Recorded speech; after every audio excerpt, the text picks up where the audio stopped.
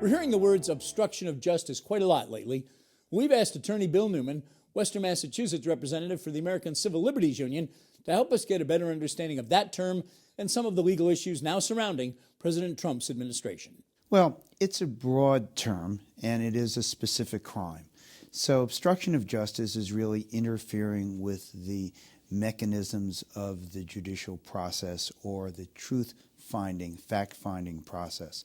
So when, for example, a person goes to someone who is in charge of an investigation and says, stop it, and if you do stop it, I will give you something of benefit, that is obstructing justice because it is interfering with the process of getting to the truth, utilizing the grand jury, utilizing investigatory mechanisms and bureaus and agencies. The White House says FBI Director Comey was fired on the basis of a recommendation from the Assistant Attorney General overseeing the alleged Russia-Trump campaign connection investigation. He criticized in his letter, or memo I guess it was, to the president, Comey's handling of and talking about the FBI investigation last year into Hillary Clinton's emails, roundly praised by presidential candidate Donald Trump at the time. Trump in an interview was asked about it and says, oh yeah, well I was going to fire him anyway before I got that. But, you know, I'm also thinking at the time, hey, that Russia investigation, I know I didn't do anything wrong, but that could go if this man goes. What an unusual and amazing set of circumstances that's now set before investigators. Amazing, that's one word. Unbelievable is another. It seems to me that no one accepts that Donald Trump fired Comey because he was so upset about what Comey did to Hillary Clinton. That's just absurd.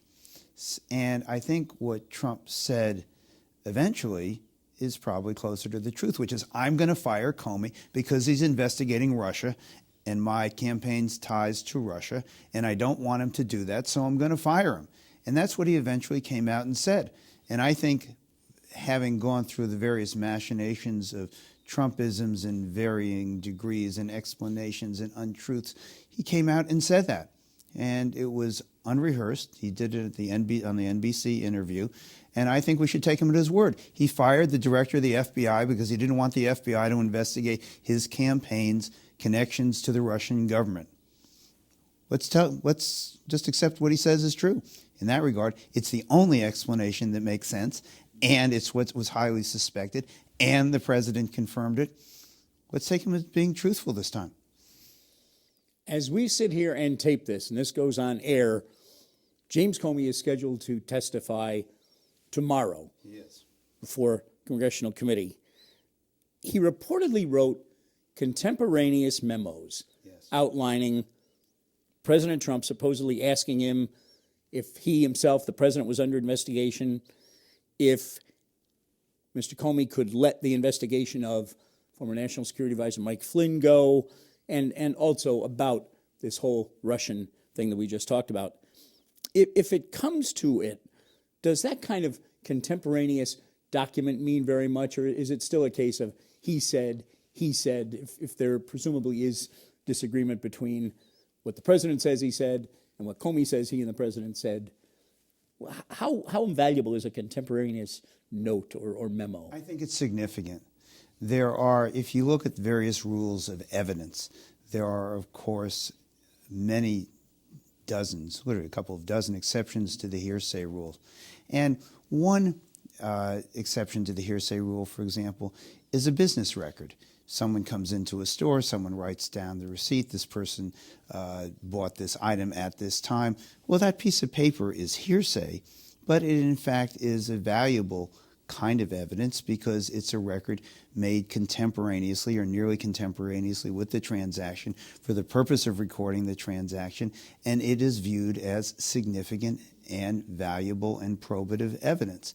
In the same way that if one writes down a note as to what just happened, which is what Comey did, and it's used as a way of refreshing a person's memory or recollection.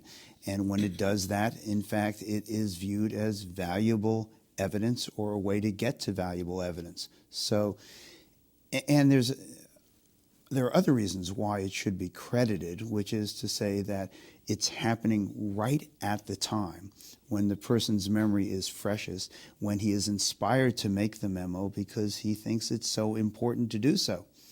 And so I think those pieces of paper, those memos, will be credited as being significant and valuable and probative and truthful. Taking in a slightly different direction, but something Civil Liberties Union has been very much involved in legally, the whole question of travel bans from nations in the Middle East, from Muslim nations. And of course, that was how it was knocked down at first by the federal courts. They said, you're specifically targeting a group. You can't do that. You can't discriminate in that way. The administration has refiled their executive orders. Again, the courts have said, no, you can't do it this way. American Civil Liberties Union is challenging it.